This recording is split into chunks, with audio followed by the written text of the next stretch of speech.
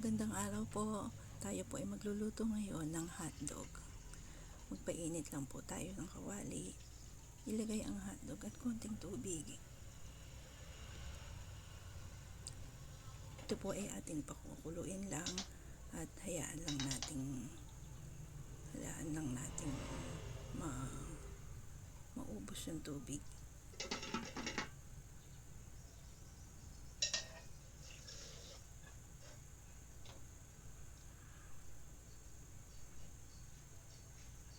So habang kumukulo po yan ay medyo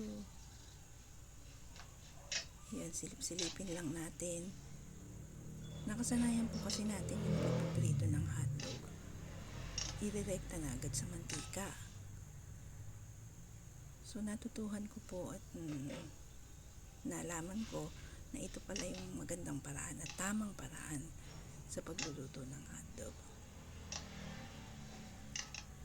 At i-share ko po sa inyo ngayon kung paano. Yan, halo lang po. Hintayin po nating matuyo yung sabaw niya.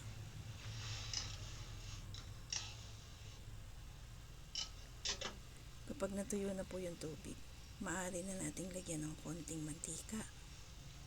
Konti lang para lang huwag lang dumikit sa kawali. At yun lang, piprito lang po natin.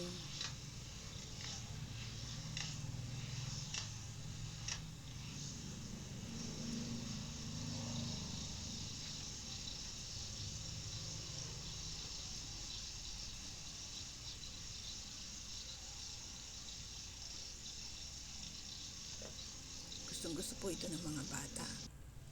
Kaya tiyak magugustuhan nila to. Yan, prito-prito lang po ng konti, biling-biling. Kasi yan, luto na siya. Luto na siya. Tingnan nyo po, mapapansin niyo hindi siya masyadong, walang kulubot.